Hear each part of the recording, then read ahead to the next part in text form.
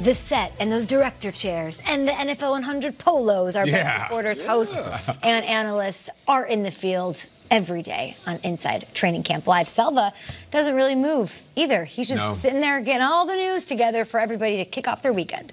Yeah, and like every one of our colleagues, I'm wearing shorts underneath the desk, so I'm doing it for them. If they're wearing shorts, that's what I'm going to do right now. And then once training camp is over, I'm back to pants. I know, TMI, but I thought I'd tell you that. Now, if you are Thanks for that TED Talk. Easy now. If you're a savvy enough traveler, you know getting that elusive A boarding group is the way to go. You can get on the plane, get settled in your seat, put your carry-on bag in the overhead bin. Cowboys running back Ezekiel Elliott apparently had a primo seat in the 9th row of the team flight to Oxnard, California, but he didn't show up for it. And you know how many people would absolutely kill for it? Either way, I digress. Elliott has until this morning to report to training camp. It also should be pointed out that players in the past have flown to Southern California on their own. As NFL Network insider Iana Rappaport reported, Elliott is considering a holdout as he seeks a contract extension. According to Ian, all options are on the table. The Packers defense will look a lot different this season. Gone are veterans. Clay Matthews is now with the Rams, and Mike Daniels, who's looking for a new gig as we speak. The moves mean players like Tremont Williams will need to take on the leadership role. Our James Jones asked him about it. 11 years here. Clay gone, Mike Daniels gone. You the leader on the defense.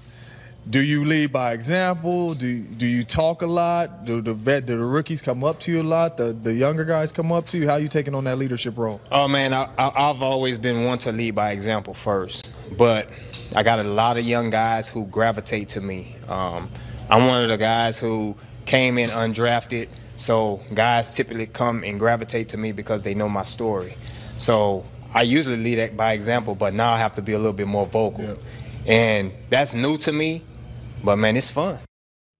All right, so he is now the leader of the defense. Meanwhile, Cardinals training camp, of course, well underway, and top overall pick. Kyler Murray's taking all the snaps as everyone anticipated. No brainer, right? Murray handled all the first-team reps during off-season workouts. Still, he maintains that it's his job to earn that right every day. In terms of learning the offense, well, K1 says he feels nice and comfy with it.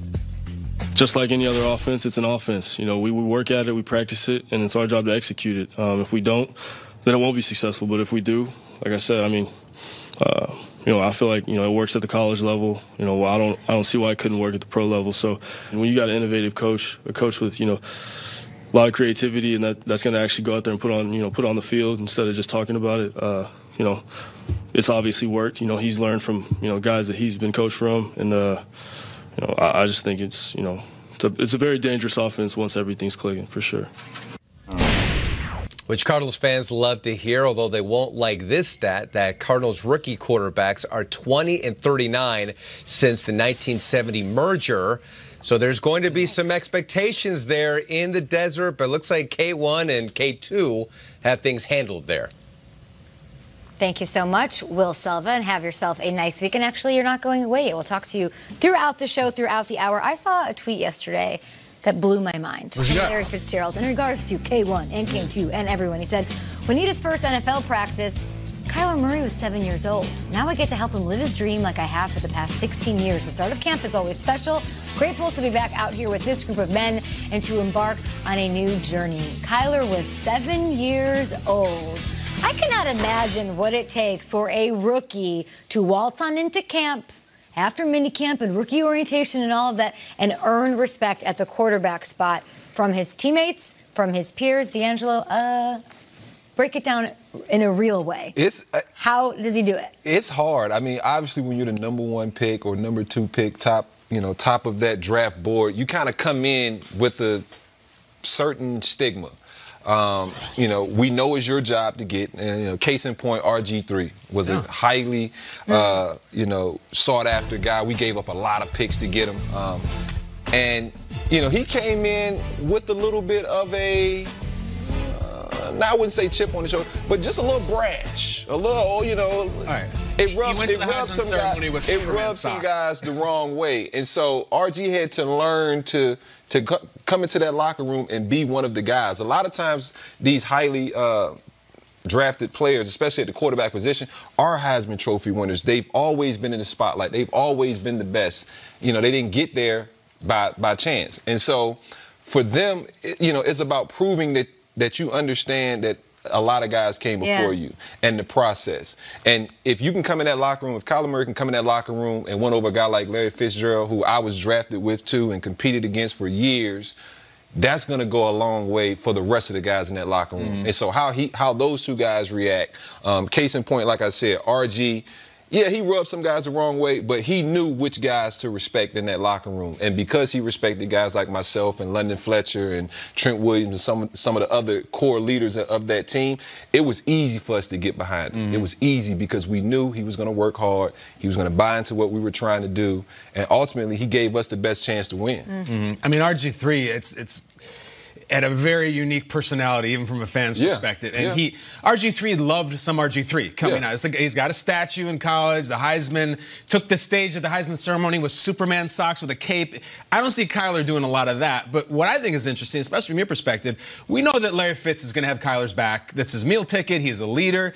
It's also like the defensive guys, the veterans. When RG3 came in, you're playing on the other side of the ball. You've been in the league a long time.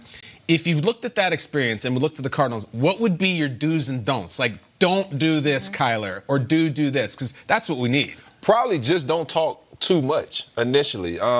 You know, I think, like I said, when you leave out of college, you're a Heisman Trophy winner. You're the big dog on campus. Kyler. You tend to want to bark a little bit, right? If somebody's talking trash to you, you're probably going to bark back, right? Okay. I would tell Kyler, stay a little hummed a little bit. Like if Patrick Peterson starts chirping at you at some point in camp, don't chirp back. Let that veteran understand he is a perennial Pro Bowler, one of the best at his position, and he's kind of earned that right. But the competitiveness in you, and a guy like Kyler, and a guy like RG, won't allow you that. And so they're going to run into some brick walls there. Fascinating, Daniel. I mean, because people sometimes say you got to prove what a badass 100%. You are. You got to, you know, Jeremy Shockey, I got to start a fight my first day of camp. Don't back down. So which is it? Is it that you're out in the yard and you got to show how cool you are, or is it be humble? It depends what position. If you're Jeremy Shockey, you absolutely have to show how tough you are. Okay. Bark back. But if you're the quarterback, like I said, you don't want to be out there because guys already feel like look, we can't hit you anyway. Like I remember a case in point. That's something. A really good instance. RG broke around the side. And, you know, I run up, you know, kind of tag him off. He's like, oh, I break arm tackles. And I'm thinking, you know, so I chirp back. Not in the NFL, partner. You might break arm tackles in college, but this ain't college. And so, you know, you quickly try to get them acclimated and understand. And I think the guys on defense will do that. They'll, you know, college, it'll be chirping going on through the course of practice. He might get out the pocket, scramble, but they'll remind him, hey, this ain't college. This is the NFL. Get down. You know, just friendly little bantering just to help them understand, like, look, we're trying to win games, and we can't do it if you get hurt, if you get hit. Are you worried about Kyler winning over the respective guys like Larry Fitzgerald, Andy Isabella, guys who are younger than him, guys who are older than him? No, because I think he's got the mentality. And case in point, he did this incredible sit-down with Steve Smith on our network. And you want to talk about chirping. I mean, Steve is on him in the Steve kind of way, making height jokes and all this.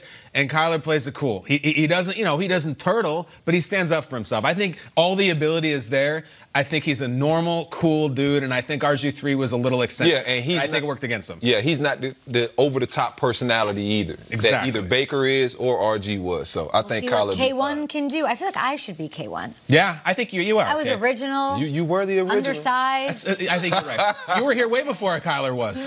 Zeke Elliott is here, but he's not an Oxnard. He's in the NFL, and he's really, really good, and he has rushing titles. A couple of them. We need to get him an Oxnard.